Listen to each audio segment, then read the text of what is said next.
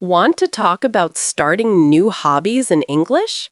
Yeah, take up is the perfect verb native speakers use constantly.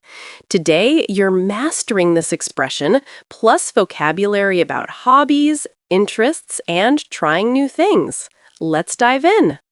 Part 1. Listening practice. Listen to this conversation about starting a new hobby. Hey Marcus, what's been happening in your life lately? I've decided to take up photography.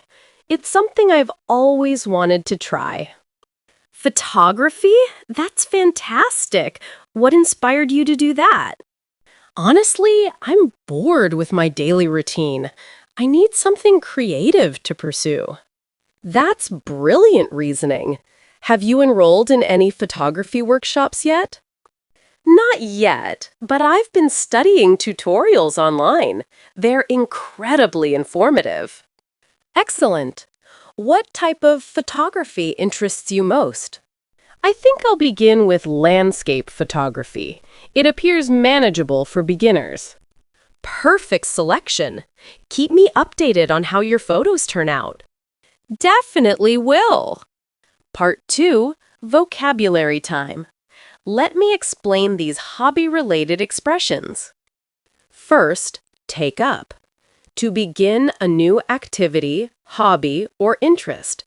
Example, she decided to take up jogging to improve her fitness. Next, what made you? A question asking about someone's motivation or reason, like what made you choose that university? Then, turn out. To result in a particular way, to develop or end. For instance, the weather turned out better than forecasted. Also, pursue. To follow or engage in an activity or goal. Example, he's pursuing his dream of becoming a musician. Finally, manageable.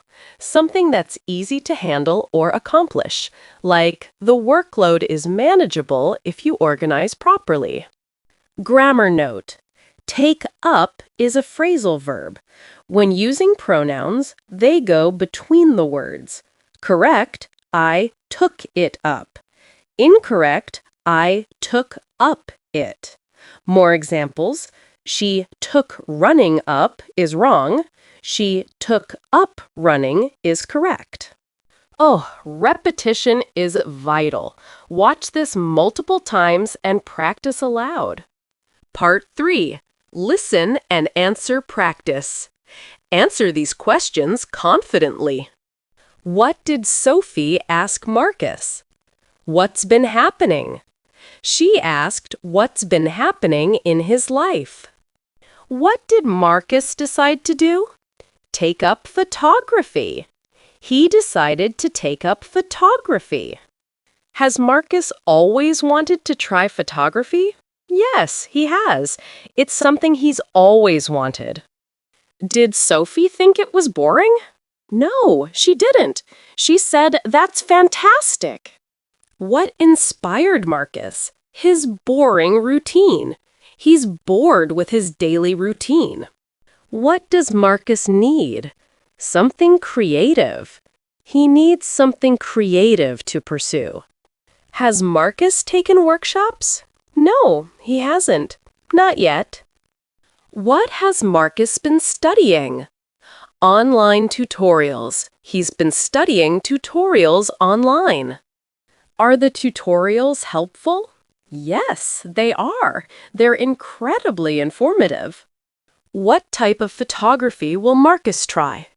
Landscape photography. He'll begin with landscape photography. Why landscape? It appears manageable. It appears manageable for beginners. What did Sophie ask Marcus to do? Keep her updated. She asked him to keep her updated on how photos turn out. Part 4. Shadowing practice. Repeat with enthusiastic, friendly intonation. Hey Marcus, what's been happening in your life lately? Photography? That's fantastic. What inspired you to do that? That's brilliant reasoning. Have you enrolled in any photography workshops yet? Excellent. What type of photography interests you most? Perfect selection. Keep me updated on how your photos turn out. I've decided to take up photography. It's something I've always wanted to try. Honestly, I'm bored with my daily routine. I need something creative to pursue. Not yet, but I've been studying tutorials online. They're incredibly informative. I think I'll begin with landscape photography. It appears manageable for beginners. Definitely will. Excellent work today. Take Up is essential for discussing new activities and personal growth. Use it when talking about hobbies, sports, studies, or any new pursuit. It's more natural than start in these contexts and makes you sound more native-like.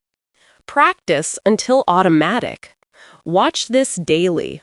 And remember, trying new things keeps life interesting and your English conversations engaging.